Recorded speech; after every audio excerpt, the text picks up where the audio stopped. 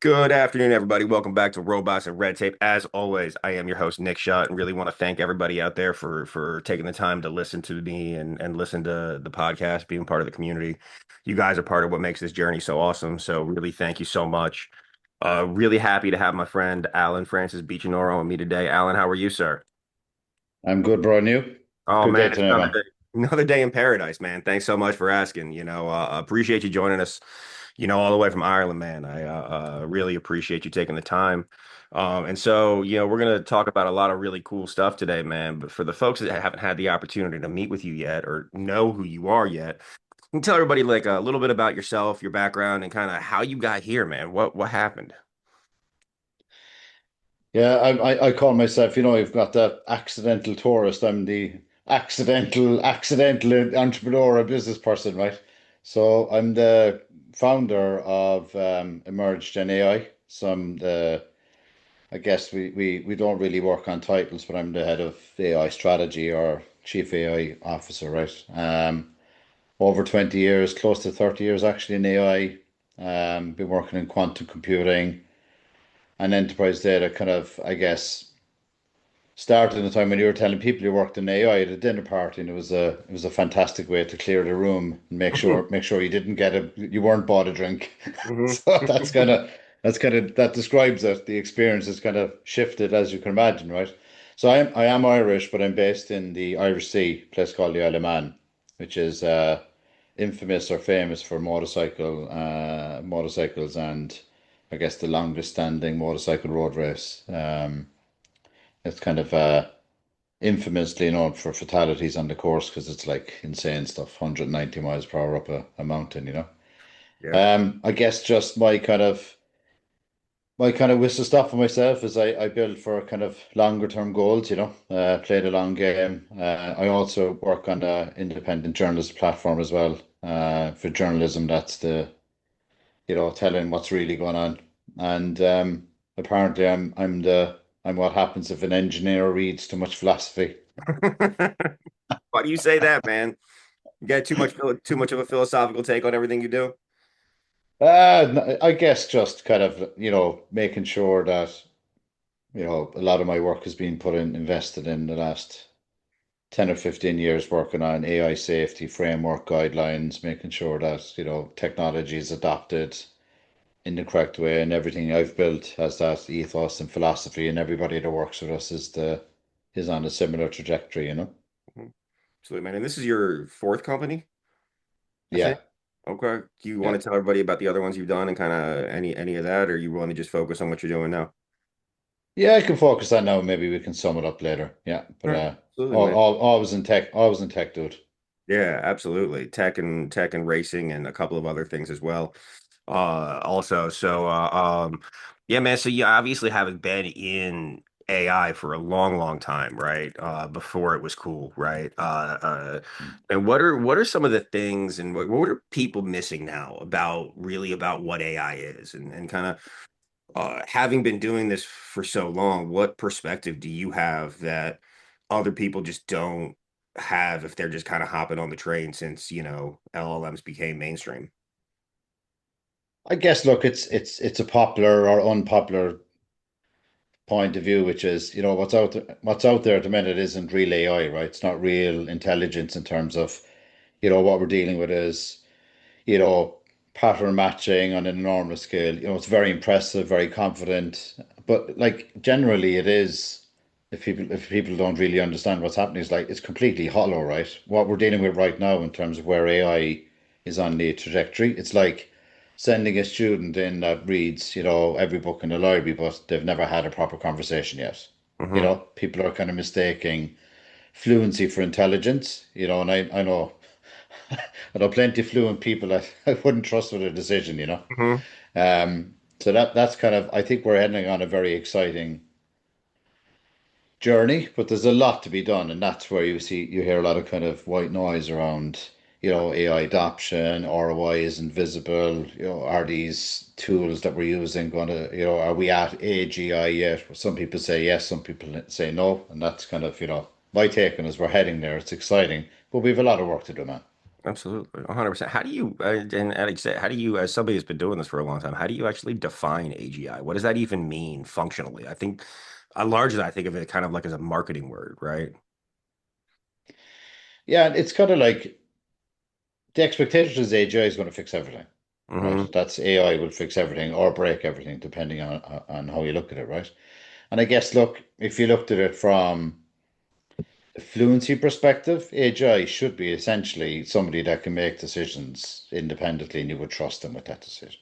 Mm-hmm. Mm-hmm. Oh, no, that makes sense. I mean, like I always think it's fascinating how people think that AGI, like, I always think it's interesting when people talk about AGI and they can't even define like human intelligence. Like, it's like that's a very philosophical question to your point about reading a lot of philosophy, but comparing it to humans, I just find it's an interesting place to sit, and a very interesting place to kind of understand when people don't really get what it actually is. And I'm not telling you I do. I'm not an expert by any stretch of the imagination.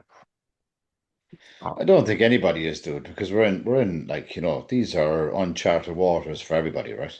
Mm-hmm. Yeah, no, 100%. And what do what bothers you about thinking that, there's this narrative that AI is just going to take over and it's going to either fix it and it's going to fix everything, right? Like what bothers you about that, and what do you push back against around that narrative? I think that narrative is really convenient for people that are building the systems, right? In terms of it gets them off the hook. Because I guess, look, technology will amplify existing structures, unless we deliberately designed it not to. So if you think of, you know, the techno optimist story, the optimist story would be essentially, let's get a get out of jail card with a TED talk attached to it. Hmm. But one thing's for sure, man, if we sleepwalk into this, we won't wake up in utopia. We'll wake up in a very confused scenario of who owns everything, who owns this, where's the tech actually even getting these decisions from? Hmm. So like the narrative around is going to fix everything is for me, that just adds to the narrative of we need to ensure that as technologists that we're questioning everything. Yeah, how do you build a structure to question everything when their truth is seemingly so subjective these days? Yeah, I mean it's validate, verify, cross-check, corroborate.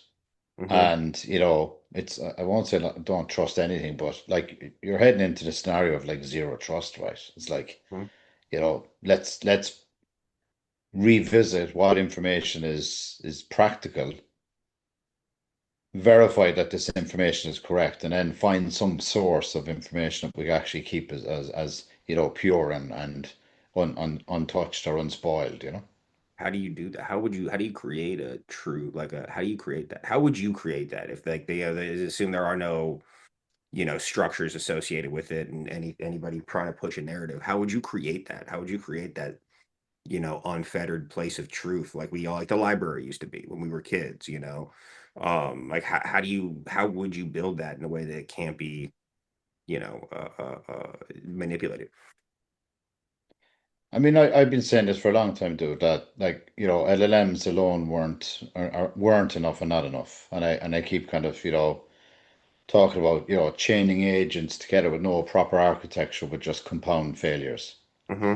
Data infrastructure layer would, it needs a lot more than just models, and people look to me as if I had two heads at the time, and now, it's everywhere, all over the enterprise text publications. Hmm. I've kind of, I guess I've stopped saying I told you so. Well, not really, but mostly, right? I think like, I kind of, I kind of get the, oh fuck, there's Yeah. been another, there's been another disaster, another cyber attack, and I'm like, told you so. Yeah. And I literally have a group where people are back saying, will you stop? Just stop. That's awesome, man. Yeah, that's fantastic. Yeah, I mean, no, but I mean, what are some of those things that you were telling people a few years ago that allow you to say that I've told you so, that are now starting to come true? We've got to slow down and look at what's actually happening. Look at the gap between models that are out at the minute, right? It's not like, what we're dealing with at the minute, in my humble opinion, is demos, right? There's a demo of as you asked earlier, AGI, there's a demo of agents working together. There's an environment where, it's we're building the correct foundations. I'm not saying that, but it requires patience to be able to get to a point where we can rely upon what AI is doing and what's it telling us, right? And I think, look, it's a mistake from our perspective to just ignore the information that's come before AI, which is, where do we keep, as I said earlier, an untouched repository of data that we can pass on to our kids to say, okay, AI is telling you this thing, but this is actually the practical archives of what really happened. And then, somewhere in here, we have to make sure that, not only ensure, but the responsibility is on us Hmm. to ensure that we don't pass on a digital history to our kids, right? Where that is the only archived information that they can rely upon. Right. So essentially building out an informational version of like the seed banks that are all over the world where you have these Correct. backups. Just in case something catastrophic happens, we have a record of all of these crops and what they were, and these plants and everything. But um, I don't know. I feel like there's a lot of people that are trying to tell you what the truth is, whether or not it's based in reality. And I think that for the average person, right, thinking about it as this like more of like an average consumer of information, um, there's so many people have been so overwhelmed by so much data and so much information for so long now. How do you effectively cut through the noise to like, how would you cut through the noise to create that one unified source of truth? Yeah, so like, I mean, just if you took it into the real world of business, for example, right? Like the gap between what a model does in R&D environment and what you need in an enterprise environment is enormous. Like the gap between the delta between them is enormous, right? Hmm. And that's where reputations go to die. Like Yeah. it's like watching a kids movie, it's like what inside my younger daughters were watching only last evening, Inside and Out. It's like the memories are thrown into the abyss and they go down this tube and then it's like, oh crap, we shouldn't have thrown away those memories. We should have actually kept it because they form. It's Hmm. like a scene out of that movie, but on fucking steroids, right? And Hmm. like, unfortunately, most investors don't reward patience, right? They don't kind of reward where you're systematically slowing down to build the right foundations. And you're not doing press releases to celebrate every little win because we're focused on making something that actually is for the longer term. And I think investors will get that eventually. And I've made peace with that because I'm saying, look, we're building something that's going to be deployed where AI is heading, and that's how we attack every situation, right? So it's Absolutely. persistent, you can verify, you can validate, there's no specific, we don't tell people that, our AI is going to rip and replace people. It's the opposite. It's human Hmm. on the loop, not out of the loop entirely, right? Absolutely. No, and what are some of the things that you are building now, and what are the products that you have now? Yeah, so like I guess if you kind of think of our tech as tagline, hashtag, and I'm going to be, embarrassingly giving a plug, right? Hmm. I'm plugging the product now, man. Forgive me, Nick. It's And okay. I so asked you to. Because your products do some really cool stuff and address really interesting gaps. shamefully soliciting my own technology. Um, so we've built secure and sovereign AI is our tagline, right? So we're deploying essentially agents that are running on, cutting edge tech, which is quantum circuits, and we're providing the ability for customers and clients and partners to retain the sovereignty of their own data within their own environment. Okay, and what I mean by that in very simple terms is, any information that's coming from other applications, even LLMs, infrastructure or agnostic, the information comes into our ensemble of models into our engines, and it's verified and checked again and double checked. And then even when that's done, when our agents are deployed, they essentially are not. You cannot penetrate these models. It's as Hmm. simple as that. Okay. Is that because they're built on quantum in a quantum environment? or is that? Even on classic, even in integrating with classic methods Hmm. is where we started, because working on the kind of premise and assumption, which is a calculated guess and an educated guess that, in an ideal world, quantum will take, X amount of time. It's probably not going to take as long as what people are thinking, kind of 10 years, I think is on broadly on the longer side of where I would expect quantum to begin its kind of adoption journey. So we've integrated both. So in terms of our own internal systems using quantum key distribution, which is now alive and well, that's a technology that's around a long, long time. And that's where I guess there's a lot of misconception that quantum's a new technology. I mean, like quantum's around since the 1900s, right? I mean, Einstein was trying to crack this stuff, you know? Right. Absolutely. What are some of the major bottlenecks right now for quantum to become, adopted at a mass scale? As like everything, dude, I don't know if you've ever read Nick Bostrom's Super Intelligent Machines. It's like, AI went through 4 winters before it was adopted. Now it's here. There's perception, there's scale, there's investment, there's technology advancements. It's all of above, right? But I Mhm. think generally when technology is, you know, meeting resistance for adoption, that generally slows things down a bit. But I do believe, in my opinion, it's inevitable. I mean, I'm inclined to agree with you when you look at the compute power that it provides versus classical computing. There's no way that it won't be adopted. Just, how does building classical agents versus quantum agents differ? Like, what's, I'm not sure what the right question to ask here is, but how technically different is it? I mean, it's not apples, right, to start with. I mean, if you think of the different stages and different layers of infrastructure, right? Optimization, um, you know, computational ability versus classic models. Classic AI is so let's call it a fast car. Quantum is not just a faster car, right? It's a different vehicle for different terrain. It's Hmm. not like you're going to be swapping one for the other. Use both, and it's what problems each will solve, right? And if you think of, like for example, quantum agents communicating without traditional connections, okay, which Hmm. we've referred to as quantum entanglement. So you've got two particles linked so that a change in one is instantly reflected in the other, regardless of distance. So I think Einstein called it, spooky action at a distance, right? Hmm. Which obviously he wasn't wrong. So if you think of agents sharing entangled state, they Hmm. can coordinate essentially without passing messages through traditional networks.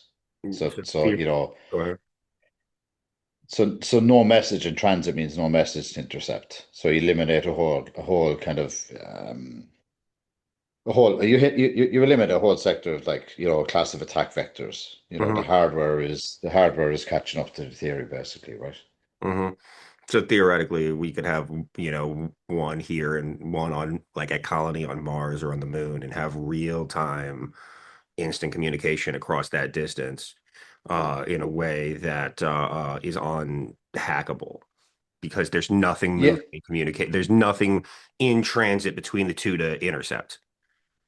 yeah, and they've got there's it's called the observer effect. So you cannot measure quantum state without disturbing it, right? So any attempt to kind of intercept leaves a detectable trace. Hmm. So classical encryption is hard to break. Quantum security is like it's technically and physically unbreakable, right? So the laws of physics would be, if you're doing the security work rather than the complexity of mathematics, interception becomes self-defeating, which is genuinely, it's kind of it's satisfying the statement. How is it unhackable? That's like it's the physicality of quantum security is unbreakable. Hmm. Yeah, no, that's absolutely fascinating. Is that just at our current understanding of physics, or we don't know yet? I'd say all of the above. Like, and I say this. with the greatest respect for everybody, I've sat in rooms, I've sat in boards, I've been in the industry advisory board, I've spoken at advanced HPC events, I've met, profs, I've just got back from a trip in the Mediterranean. We've just onboarded, three profs and that have specialized in a very specific part of quantum for a long, long time. They say this with the greatest respect. If anybody says they understand quantum entirely, and like they're just bullshitting, you know. Right. It's because we as a species don't understand it well enough to understand it entirely yet, correct? Well, you won't understand it until it's adopted, right? Hmm. It's like going back and it's similar to AI. You asked the question earlier about AGI. Everybody's got their own textbook answer, but in reality, until it's actually operating and we're engaging, who the fuck knows what's going to happen? Like, is it, Blade Runner or is it like CP3O, right? Right. Or Absolutely. or fucking RDD2, right? Yeah, Smarter absolutely. one. Is it going to create a world like Altered Carbon or like Star Trek, right? Like we don't, I think that really, Exactly. well, I think that depends on how we deploy it and how we use it and who gets to make those decisions. But, you know, now we're talking politics and I'm not really sure if that's the best thing to do here, man. Yeah, and look, and that generally we're technical people are apolitical generally, right? And if you think of it, I love your analogy of Star Trek's like transportation, for example, teleportation, right? So like, okay, teleportation has been proved or disproved. People are saying it's bullshit. Others are saying you can transfer data. Entanglement, superpositioning has been proven. Mhm. Therefore, teleportation is possible. There's been multiple conversations around that in terms of how does that continue on? How does that research continue on? And the short answer is there's really, really smart people Mhm. working on this stuff, day in, day out, and they're going to crack the technology that is Mhm. needed to prove this, right? No, 100%. And excuse me, one of the things I hear a lot of people talking about is moving classical, classical computing and classical security into a post-quantum cryptography. How urgent is that? And because everything I hear about is quantum is going to break all current methods of encryption. How close is that to being a reality? I, I get myself in trouble or out of trouble a lot with this one, but so thanks for that, dude. Anytime, But man. I'll always Happy to give it. help. I'll always answer. I'll always answer, as you know, man. I'll answer that question really fucking binary. So Hmm. it's closer than we're prepared for, right? And it's further away than headlines suggest because mainstream media just like make shit up, well, right? Hmm. So we're probably, you know. Not less than 5 years, but not greater than 10 years. And I'm not saying that pragmatically. I'm just saying that, on the current trajectory, that's not to say that there isn't accelerators, right? But I think at the scale that we're moving, quantum computing will break RSA at scale, right? Hmm. But I think the threat is already very real. You've got like harvesting of encrypted data to encrypt later. You've got a harvest node, it's called harvest node decrypt later, and it's happening at kind of every level, right? Okay. I think there was the NIST, the NIST published post-quantum standards. So like they've already opened the door to that. And I think my humble opinion is that most enterprises have not actually walked through this process yet properly. But I think they will, whether they volunteer to do it or otherwise. Well, I mean, they have to, right? But yeah, I mean, it's also like why, like, yeah, and people are throwing money at Anthropic to keep Mythos out from the public because, and even if like say theoretically, right? There's 300 vulnerabilities in an entire technology stack, and Mythos can find all 300 of them. There are other models out there that can find 200 of them now, right? And so you're just kicking a problem down the road a little bit.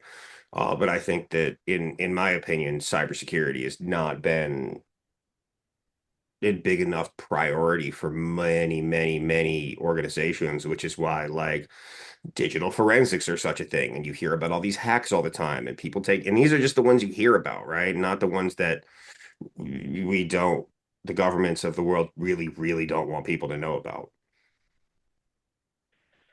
Yeah, and it's like it's bordering negligence, right?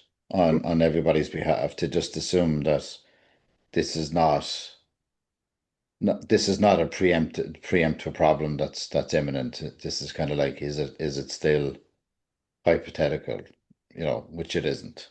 Hmm. Yeah, I mean, and like, what is, like theory, like what is like, quantum due to like things like the blockchain, right? Where you can't, like, or the Bitcoin network, where you can't, it's unhackable now, but is that just a matter of not having enough compute? I think it's kind of, I guess it's skills as well, Nick, right? Like it's kind of, people are, if you took it as a very simple, let's say, mindset change or adoption, like Mm-hmm. generally people, even though we've been talking about AI for a long time, but generally people are kind of like, only aware of AI in the last 12 to 24, 36 months or, 2 years, let's say, right? Aware as an awareness of, every conversation is about AI or in any given day.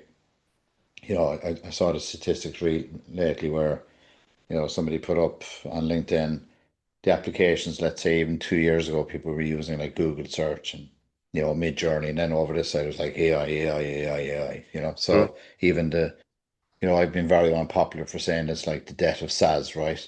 It's the death of encryption as well. Mm-hmm. So there's just gonna be no more encrypted anything. Not in the classical sense.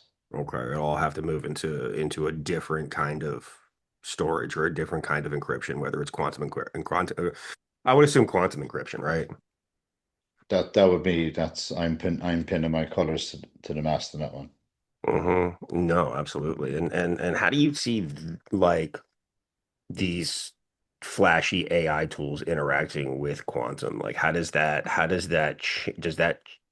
fundamentally change things? And what is quantum able to do today that like, what can it do that we can't do today with classical computing? Well, if you think of the trust risk, right? So, if back to our earlier point, if the next generation treat AI as the source of truth, right? Mhm. Where, you've got a world where nobody knows what they know, how they know it, you know, what is that? Would we refer to that as like enriched information? Or, is this like we're removing critical thinking, right? So critical thinking is a muscle. People stop using it. Democracy depends on citizens who can reason that evidence. Can that evidence be changed? The opportunity is if we were to follow that thought process through, the groundbreaking next gen of technology would be AI is fused with quantum, which then ensures that the truth is retained. But the truth has to be in there in the first place, which is the paradox, right? Hmm. Okay. Right. So it's the confidence score, isn't it? It's like protecting the confidence of what AI is using for its information, for its citations, for its engagement, and that ground truth or that source of truth. I think that's where the opportunity is. And you've got obviously the caveat to that would be how does a human intervene in that system Hmm. of, like baking in that, it's like, is it 2029 is the year of Skynet, right? It's like, where's Hmm. the kill switch? Well, there is no kill switch because it's everywhere. Right. If you saw that kind of movie, it's like, do we ensure on a conscious level that we don't get to that point without harboring or hindering progress of, is this the next evolution of humans, right? Are we evolving into, we've got a Gemini, I'm not saying that in terms of plugging Google Gemini, I'm saying it in relation to Gemini is in, twinning. Are we twinning with AI? Is that the next stage of where we're heading? Well, I think some people are for sure. But I also think that some people are.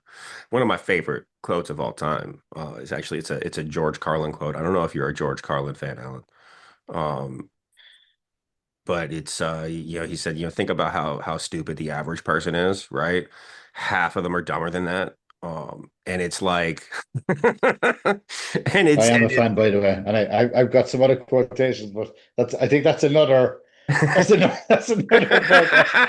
I I could definitely get myself I think my CMO would kick my fucking ass if I went in deep in that one. I understand, man. I don't have a CMO to report to, so it's okay.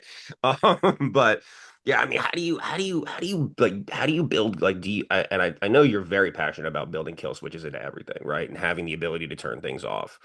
I mean, I've read some books where AIs advance so much that they can reject kill switch commands and things like that. But I mean, that's obviously much more advanced systems than we could ever build now. But how, like, is that part of your approach to keeping humans in the loop and ensuring that humans can intervene in these systems on an as needed basis?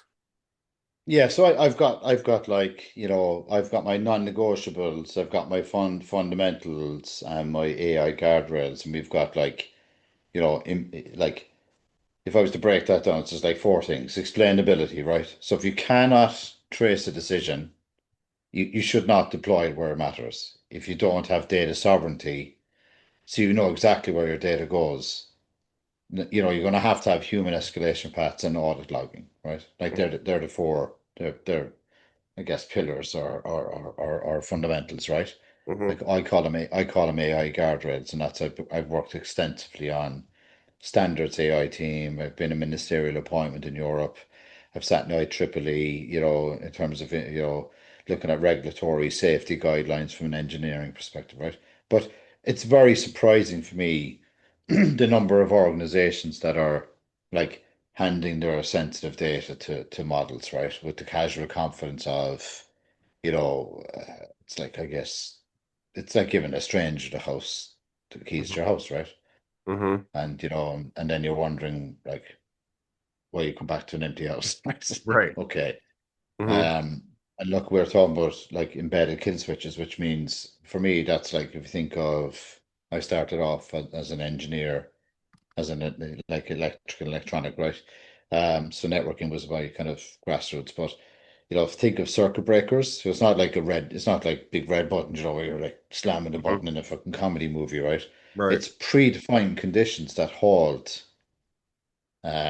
or redirect something if it drifts, right? So it's Mm-hmm. like if you're like a kill switch doesn't have to be there's something already happened. It's like you're confident. There's your confidence is lowered in the outputs. It's like Mm-hmm. okay, there's something obscure. It's unusual. There's unusual action patterns. There's like anomalies. There's problems with the knowledge retrieval. So it's like kind of redefining or defining those thresholds and guardrails in advance, right? And it's like I can say now with great confidence that most people are skipping that work, you know? And they will find out about that failure in retrospect. And that's usually at a point where it's gone beyond like it's not just an issue anymore. It's like contextually, it's the maximum inconvenience you could think of. It's like we're fucked. Yeah. Oh no! Yeah. It's Turn it like off! Turn it off! it's released a biological weapon already, and we're like, oh well, Yeah, that's something we but can't put back in the bottle. it's like I thought that these rules in 2000s when like cyber crime was like Hmm. like starting, right, and it's kind of like oh no no fuck we're turn it off, turn it off. It's like turn what off, everything, and then they turn everything off. It's like turn it back up again, and it's like everything is already fucking hacked and it just spreads again. It's Right. kind of like so it's like oh let's lock it in, and like but what's that going to do? I don't know. It's the only answer I thought of. It's like Right. years ago. It's like Hmm. Microsoft, everything would fucking explode. It was oh that's a feature Yeah. reboot. I mean, So a and now we're feature. bringing it back to marketing. I know. It's all a Yeah, feature, it's a right? feature of AI. A Yeah. feature of AI is yeah, okay, there's no kill switch, you just Hmm. redefine the conditions. Like, yeah, but like our data's are like, a couple of weeks ago, it was like databases were deleted. It was, high profile news, database. Claude's agent went rogue and deleted the database. It was all glorified. Yeah, to wasn't that at AWS? Wasn't that at Amazon where they had deployed like a coding agent to do a whole bunch of stuff for them, and it decided that it was going to be easier to like rewrite their entire code Mm. from the ground up, and so it just deleted everything, and they had like there was like a 24 36 hour outage because of it. Um, I think that's what Yeah, happened. because they didn't design it to like Hmm. if you think about this, right? Like most models are not made to trace decisions, right? Hmm. They were designed to with billions of parameters. It's the relationship between input output. It's a statistical transformation. It's not like a logic train, right? A logical chain, right? Hmm. So that like they're intricately opaque. Hmm. So if you're not building in a reasoning layer where you've got like an agent with a conscience, which means in practice, you have a layer of reasoning above the task level, which is I can do this, but should I do this? Am Hmm. I certain? Am I certain I should do this Right. without escalating to a human? Which is like they're, I guess the best way to describe it, they're explicitly value constraints and defined thresholds. Hmm. Uh, Hmm. Which is Right. back to your earlier. I'll shamefully plug again. That's what It's kind of what you do. That's our week on it, but Yeah. I don't want to say I told you so again, Nick, but I told you It's all so, right, man. You tell everybody, Alan. It's all good, man. I But can tell but you, you but were ahead of the curve. It's okay. Because like but you're absolutely right. Like, I mean, with like and I know like to your point about, traceability and explainability of decisions, right? Black boxing of AI has been a huge problem forever. Like we don't and like I've talked to people where it's like, like it's not really a thing. Like I can go in and I can look and I can kind of figure out why it did the thing and what the output was and why. But it's like if you can only kind of do it, then you really can't do it, right? You need to have an understanding about why it looked at like what data did it pull from to make that decision, right? Where's it, and that's why like I'll usually tell these LLMs when I'm using them for research to show me their sources, tell me, yeah, show me, right?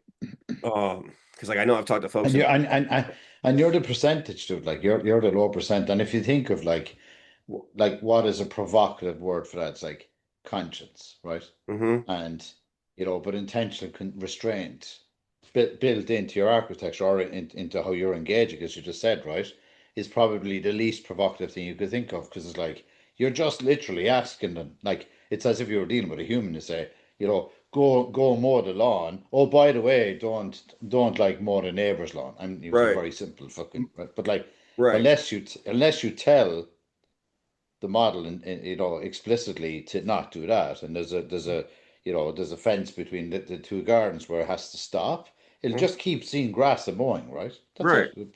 But Keep going. also like the neighbor's lawn's one thing, but the garden, right? Don't mow the lawn, but like how do you define that? Are the flowers part of the lawn because they're in the lawn, right? Like, or is it a garden?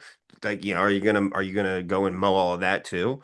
And you have to be very, very, very specific with a lot of this stuff. And I think that's are people skipping this step because it's harder or it's more time consuming or both? Or is it another reason? I, I, I think I'd like to think that it's both, right?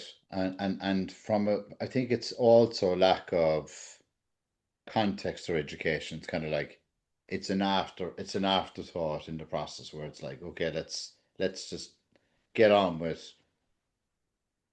lazy approach to deploying AI facetiously, right? Okay. But I think if you took it onto the 10 on a dial, right, there is there is very little oversight Hmm. in terms of deployment of AI at the moment. I completely agree. And when you look at yeah, there was just that big the big story that in here in the US where Anthropic would not allow their system to be used in mass surveillance and then in fully autonomous weapons, right? And now now they have a supply chain risk, and the apparently U.S. government's not going to buy from them anymore because people in the administration got upset about that. But understanding what you and I both know about AI, right? Like I wouldn't trust it to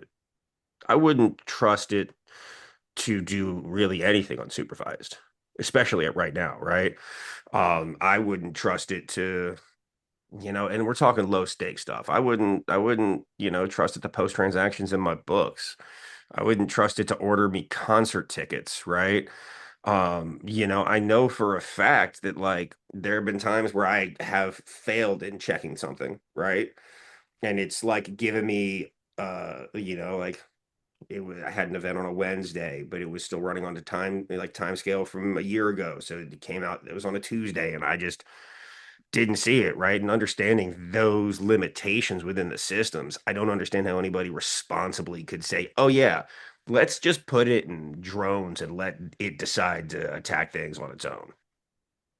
Yeah, and look, that's a very, very valid point. It's kind of like, I had a conversation a couple of months ago on another podcast. It's kind of like, one of the questions was where does the human intervene in the system, right? And I Mhm, just said, at the right point, not every point necessarily, you define in advance which decisions require genuine human intervention or review, right? You mhm, surface those with kind of context, which is important. And the failure would be, constantly having the human in the loop who can't like have a meaningful intervention or relevant feedback loop. So, it's not oversight, it's a human being involved in, it's like the rubber stamp process, right? It's like boom, with a mhm, pulse, right? It's like, it gives you the liability protection of a human sign off without the actual cognitive value of human judgment. Does that make mhm. sense? It's like, you're intervening at a point where it's not killing automation, but you're still ensuring that there's some kind of, Yeah. liability to the human, right? Because it's like, what's going 100%. to happen next? Are the agents going to be liable if they, back to your point, if they did a transaction incorrectly and, folded the company? Is it going to be the person that built it, or is it the person that deployed it, or is it the person that was responsible for the cognitive human judgment part? Hmm. So, like, if that's foggy, who is it? Is it going to be, the provider of the LLM gets the fucking heat? Is it going to be the infrastructure? Is it going to be the chief data officer? Like, but genuinely, there is no correct or incorrect answer to that. It's if you have not built in a meaningful intervention in the process where somebody is, maybe this is an obscure description. It's like, remember years ago, it was like the one throat to choke, right? So it's like Hmm. who's fucking responsible at the end of Right. that supply chain, Hmm. you know? No, absolutely. 1,000%. But I also think that the people that we entrust to make those decisions, we need to make sure that they're highly skeptical of AI. And so they're not just rubber stamping something that, that is a faulty decision to begin with. But I'm a prime example of that, dude. Like, I mean, like, I'm over 20 years in AI. Look, like, I'm still skeptical and cynical, which is why we're building stuff regardless. So, like, I've Hmm. skin in the game. I can fucking say it. I'm like, Right. guys, you cannot ch take the chance of not having any human in the process, because you're like, what you're essentially doing is you're deploying a dumb fucking filing cabinet, right? Right. And without a thinking colleague in the back of it. Like, Right. that's the reality. Correct. But and I 1,000% agree with you. My point is that the person that's in charge of being I don't think it should be any human in the loop.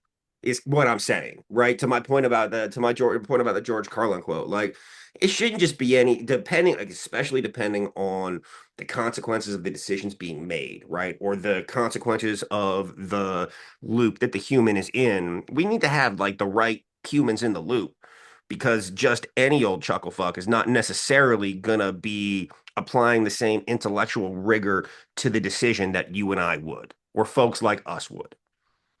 Isn't that a great quote? It's like sticking sandwiches to your body when you're hungry. Yeah. Yeah, it's just Oh no! It's not working. It's not working. Really? Exactly. Oh no! Who deployed? Who deployed that I'm so AI? Oh hungry. yeah, shit. Oh, he did a shit job. Why did he do a shit job? Because he fucking loves AI and he just believed everything it Right. told him. Yes. Or And her. and it's funny until people die as a result.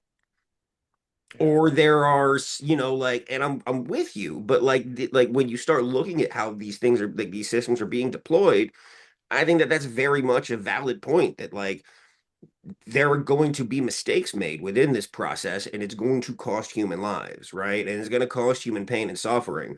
When you look at things like using like autonomous surgeries, right? Things like that, people co-signing whatever the AI agent says, even though that they're the one that has an MD, right? Like all of these things out there, like as we continue, because like it doesn't really matter if you have the wrong social media post, or like the wrong date goes out or the wrong day of the week goes out in an email about an event. Those are low stakes, right? But we're continuing to deploy this in higher and higher stakes environments where there's going to be real the potential for real suffering is going to come about because of it, right? Yeah, and it's probably, already happening kind of subtly, right? As you said, it's like there's the extreme part, which is a decision that has a term, a terminal effect, right? But there's also Hmm. decisions that are being made every day, which is, loan approvals or credit score or, somebody within a HR system, which is an employee review or productivity, like, for example, if you run an AI model in a business today and somebody makes the decision, like a lot of companies have in the last couple of months, the AI that they're bringing in to automate has made the decision that we don't need all of these employees because we can automate that process using AI. So that's already an indirect impact where the people that are making the decisions to reduce the workforce are using AI to make that decision based on, you know, insufficient data or ineffective data, in Right. essence, right? And Hmm. it's kind of pivoting into, I guess, where infrastructure will matter more than the models. And it's kind of like models will start becoming commodities. If you look at GPT-4, it's going to be pretty much open source within the next, 18 months, where we can see it's already starting to happen as it's, what won't be commoditized is the data layer, which is, the computation, the enterprise integration, where, who's going to be involved in that process. And if there's nobody left that can essentially put guardrails on AI, you have to ask the question how a company is going to sustain that in the longer term, where the decisions are differentiated. So we've got, an industry is totally automated, the decisions will be made by the same AI models that are training. Where does a differentiator come for a company? Hmm. Absolutely. No, It's 100%. talent. It becomes talentless, right? It's Hmm. like everybody's using the same method. Yeah. At what point do you think all of these AI models are going to be a complete commodity, or do you think mostly they are Oh, now? it's imminent. Yeah, I think we're pretty much on the cusp of that already. I'm inclined to agree. I think certain models are better at certain things, right? But who do you think like? Do you think? Because I don't think anybody had really monetized a model or tried to monetize a model before OpenAI came out with ChatGPT, and um, yeah, and I'm not sure. Like, who do you think the real winners of these are going to be? Because like historically, you would like go pull a model down and then like use the model for a thing and get paid for the work result of the thing, right? As opposed to paying for access to the model. I think the infrastructure and the infrastructure guys and the data layers where it's going to be happening. Like Hmm. that's where the real, I guess, cannibalization, if I can use that word kind of tongue in cheek, it's where the infrastructure part will come up a level. Hmm. AI is the commodity. There's that middle layer, that SaaS layer will just be squeezed out into the vortex or into the abyss, and then it's going Hmm. to be kind of like, I think, you know, humbly, I'd say we're going to be using an ensemble of the different models. Of It's kind course. of like I use that for that, I use this for this, this is better for Hmm. that, and then I don't think anybody's going to be like, you know, exclusively selecting one model for every day-to-day task or every day-to-day part of it. There might be, remember years ago we had like companies and enterprises that say I'm a Microsoft house or I'm an IBM house or I'm an Oracle house or AWS. But no, I don't think it's going to be as blunt as that. But you will have companies saying, "Hey, we've adopted this. This is Hmm. our model of choice," and then we've got all these other applications. Yeah, absolutely. And who do you, in your educated opinion, who do you think's gonna win these AI wars? Like, what companies are best positioned to be the winners? It's hard. It's very hard to see beyond the companies that are there now. But I just have this feeling that Hmm. I don't think we've seen the true winner yet. And I'm not being evasive in that. I'm skeptical that any of the trailblazers that are there now are going to be the ones that are last, because generally, if you look at history repeating itself, generally the trailblazers kind of phased out and then somebody arrived that just took fucking over. It's kind of like the what was that platform before MySpace? Do you remember MySpace came on? There I was do. like drifted into and then bang, somebody came on just like, right here, Mhm. here's everything under one roof, you Yeah, know. man. But Tom from So MySpace is living his best life, man. So, yeah, he was everybody's friend. well, there's no impact on the people. It's more MySpace isn't being adopted anymore, but it's set the scene for the next inventors and creators. So I think there's a lot of stuff happening in the background where I don't think if we were to fast forward to what our kids are going to be using, I'm skeptical that they're going to be using the same tools we're using today. I can believe that. I can believe that. Yeah, I think that my my guess is that the folks out there that are best positioned right now that are in the space are going to be the ones that have infrastructure already and don't need to build infrastructure from scratch. The ones that are Yeah. just a model and doing incredible research, things like that, absolutely. But if you're just a model and you need to you're held hostage to others' infrastructure, like I don't know how you can position anything but like anything but maybe you'll go public, but I assume a lot of these are going to get bought out or go out of business eventually. If you were to press me on a decision, I'd say it's between Oracle and IBM. Okay. Why can I ask why those Just two? they're just at this a long, long time, man. Hmm. They're Yeah. at this stuff a long time. And IBM has been in So the quantum space for a long time as well. They're doing a lot of really yeah, interesting stuff there. I don't know. I and can't. AI, dude, and Yeah. AI. I mean, they I know they sold it off because of some issues, but that was more of a logistics issue than a technology issue. I know some of the guys that were working on that tech. They're Hmm. smart dudes, you know. No, 100%. No, absolutely, absolutely. And I'm sure that they really are incredibly intelligent. I'm sure a lot of them are. And I'm sure that I know that Watson was just early, right? It was very Yeah, early. And I also know that they've been early in quantum for a long time, been pushing the boundary there, doing a lot of really interesting stuff there. yeah, And I've had the opportunity to have a couple of people from IBM on the podcast and talking who are quantum ambassadors and talked about a lot of that. And so yeah. really fascinating to hear how it all is going about and so how much of the AI's future do you think is constrained by like energy and compute? And how could that change and what will change that? Yeah, I mean, like,